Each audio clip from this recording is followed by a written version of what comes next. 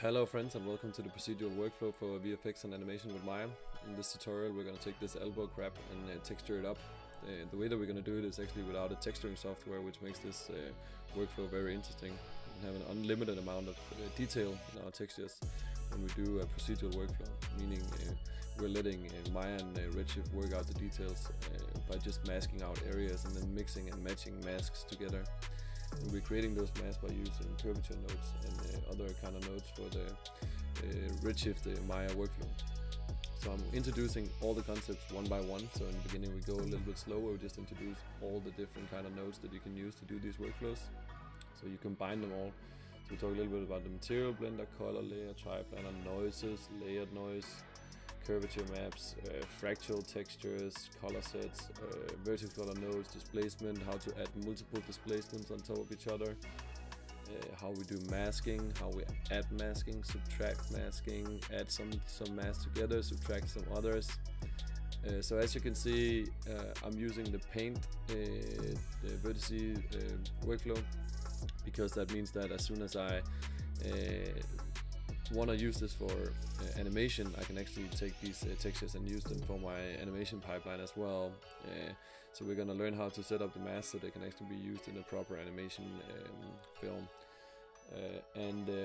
More than that, we also talk about introducing a little bit of Redshift. You know, this is the introduction to the shaders. This is also the introduction to a little bit of lighting, how I just set up a basic 3-point light rig and how we do an HDRI. On top of that, we also talk about the depth of field, the environment fog, the different kind of settings that we can sort of do to get a proper clean render with Redshift. And at the end, we just combine it into one big picture.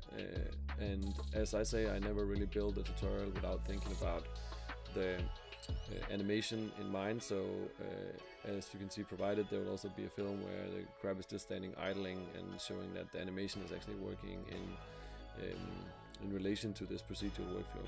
You will see a lot of people trying to create procedural workflows that only works for still pictures, and that's not really the way that I would ever approach making anything, because first of all I want to be able to post stuff, and most of the time when you're doing procedural you're also projecting information on top to the model, and you need to make sure that that information is being projected correctly so you can actually move the model around. You can do that by creating reference objects. Not the regular referencing that you have outside of Maya, referencing into Maya, but referencing in a Maya file inside itself to itself.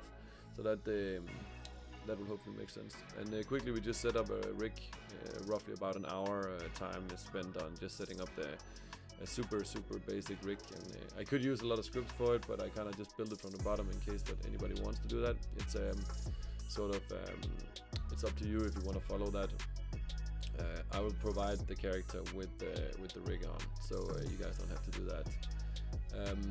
Besides that, we talk about setting up the mask. We pose out the character and we set up as I said, like we set up a motion capture for just an idle pose that's actually currently rendering. So at the end, we're just going to talk about subsurface scattering, just to wrap that up and add in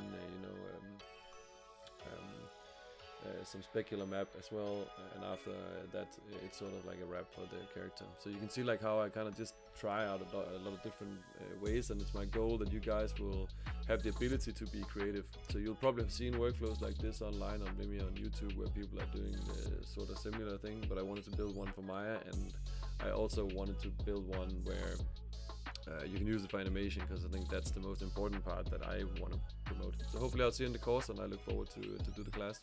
And yeah, ask me any questions if you have any.